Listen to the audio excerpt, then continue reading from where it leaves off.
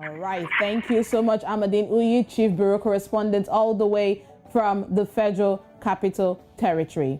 And we have, Foreign Affairs analyst Collins Nweke this morning on Breakfast Central. Collins, you're regular, so let me greet you from brother to brother. Happy 61st Independence, and thank you very much for joining us this morning. We hope that you are celebrating in some sense. So first of all, I'm sure you must have followed Buhari's speech, particularly when he talks about the economy and where we are, particularly with recession. Collins, your thoughts on Buhari, first of all. Thank you, and happy Independence Day. I mean, no matter what, the 1st of October will always be commemorated. Some will celebrate, others will, use it as moment of reflection. Whichever one chooses, I wish every one of us, Nigerians and friends of Nigerians around the world, a happy Independence Day. President Muhammadu Buhari did what he has to do, which is try to sell Nigeria, try to sell, the projects of the government that he leads. Honestly speaking, he did a very good job at it because anybody who doesn't know Nigeria pretty well, who is not conversant with economic development, the state of the security and all of that, will actually run off, gleaned from Mr. President's speech that we are dealing with a country like, every other country. But that is far from the reality. The reality is that the poverty level in Nigeria has never been higher than it is in the last couple of years. The corona virus has actually made matters worse, and we know that government did make some efforts to, ameliorate the circumstances of the poorest in the society. But again, that issue that continued to bedevil the country, which is corruption, made it impossible for the support that was meant for the poorest of the poor to actually get to those target group. Yet we have a government that actually came to power on the strength of fighting corruption, on the strength of integrity. Of course, one wouldn't expect Mr. President to actually concentrate on those failures. He is expected to talk about their plans, and those plans are very, very good. Take, for example, I'm talking about the economy. Infrastructure is part of the things that actually, improves the economy. He talked about the resuscitation of, the Presidential Infrastructural Development Fund, which is meant to, take effect in the last quarter of this year, 2021. That is fantastic. But you see, Nigeria and Nigerians are tired of hearing of, policy intentions, right, hearing of policy announcements, and no, Nigerians don't believe any of those anymore until they begin to see them in action, because right, infrastructure is decayed, there is little or no maintenance, and that hampers the economy even further. Right. Now, support for small, look, I can go on and on and on, but I will save you the trouble. Well, the trouble is that this is Nigeria, by the way, and Collins, nice tie and touch of, the pin there. We have joining us this morning also an economist, Gospel Obele. Gospel, morning to you. Welcome to Breakfast Central on News Central, and happy 61st Independence Day for Nigeria. Yeah, good morning, and thank you for having me. Happy Independence Day. All right, Gospel. Now, before we go on, we are talking about the economic situation of the country, judging from the speech that President Muhammadu Buhari gave. But let's just watch this part, the focuses on the economy and what he had to say earlier on this today. Nigeria's roadmap on local refining is on track with the commissioning of a modular refinery in Imo State. A second is scheduled for commissioning by the end of this year in Edo State, and the third one in Bayelsa State by 2022. In addition to the modular projects, we also have the 2 mega refinery projects coming up in Lagos and Akwa Ibom State. As these refineries are commissioned, more employment opportunities are created and there would be increased petroleum products available for local consumption, which will significantly reduce our reliance on importation. In further demonstration, our plan to reduce our dependence on oil and tapping from our enormous gas resources, this administration remains committed to the decade of gas. Fellow Nigerians, as our economy continues to open after COVID-19 related lockdowns, we have also seen the resurgence of insecurity in certain parts of the country. In the last 4 months, the gallant men and women of the... All right, so still following all the breakdown, analysis, and talking points from Buhari's speech this morning as we celebrate Nigeria's 61st Independence Day. Yes, this is Breakfast Central. You are watching News Central. Olisa and Oluchi for you in the studio. We have Nweke, a global affairs analyst, joining us, and also an economist, Gospel Obile. Now, I want to come to you, Gospel. Buhari's speech on the economy touched on so much, from Petroleum Industry Act to the reform, roadmap for refining oil, and also reducing our dependence on oil. Now, that is the good news Nigerians want to hear, don't you think, after 61 years on that crude dependence? Yes, I agree that's the good news Nigerians want to hear, but still comes up a bit like an old news in the sense, because these are things that could have been done long ago, you know, and being the fact that there are conversations, they're still dragging up to the 61st anniversary, I mean, feels like a shame in a sense, because if you roll back to other presidential speeches, even in past administrations, in previous independence celebrations, you will still hear something similar, as it were. Even the manifestos, you hear something similar. So yeah, it's what Nigerians want to hear. You know, Nigerians are very hopeful people. So it's very easy to sell the idea of hope. All right, but hope itself is very good, but still not a strategy. And in terms of the commitment required, you know, to transit beyond political statements to actions that deliver for inclusive growth. Right. Now, Gospel, let me still ask you this question. There's been a lot of borrowing from this present dispensation under the leadership of President Muhammadu Buhari.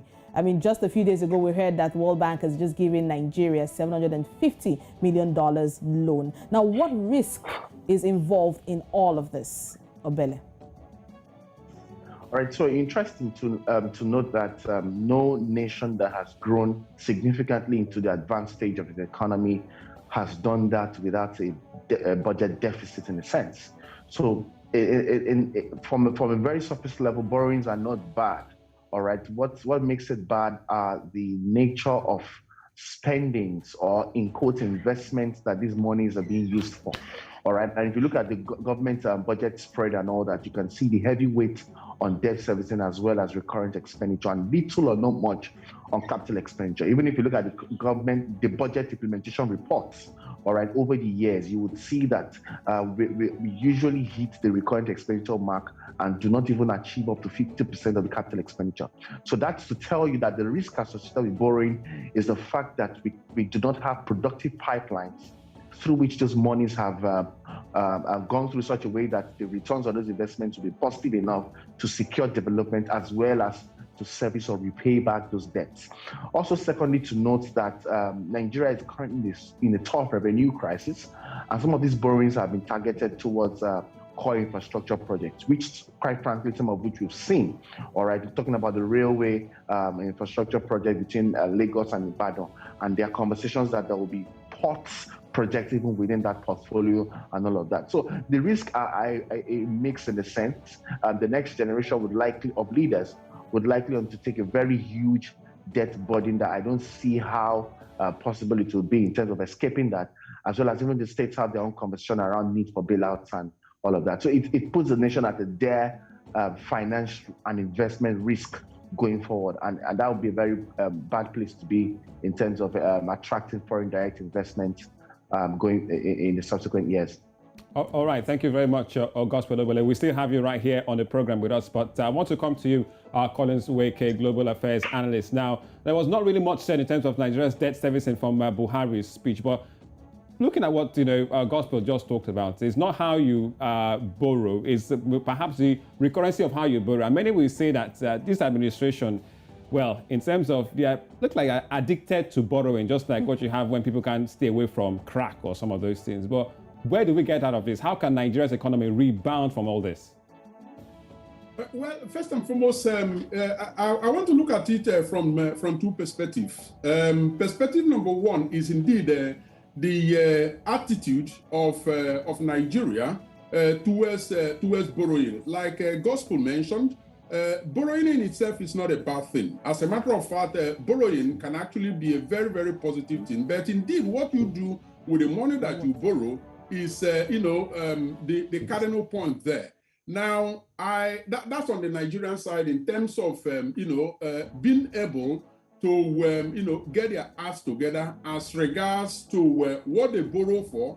And I mean, if you are borrowing, not to, service existing debt, but to actually increase the productive capacity, well, then you can be sure that the return on investment is going to be high, and then you are not going to run into, trouble, more especially increasing the debt burden on the next generation. So the mentality change and more, strategic economic planning is required on the part of Nigeria. But then on the part of the lending institutions, the World Bank in this instance, also is a question to look at very, very critically, because they don't have any business borrowing when Nigeria cannot show proof that they have the capacity to actually repay. And then the third, strand of it is the next generation on whose back these, debts are being accumulated.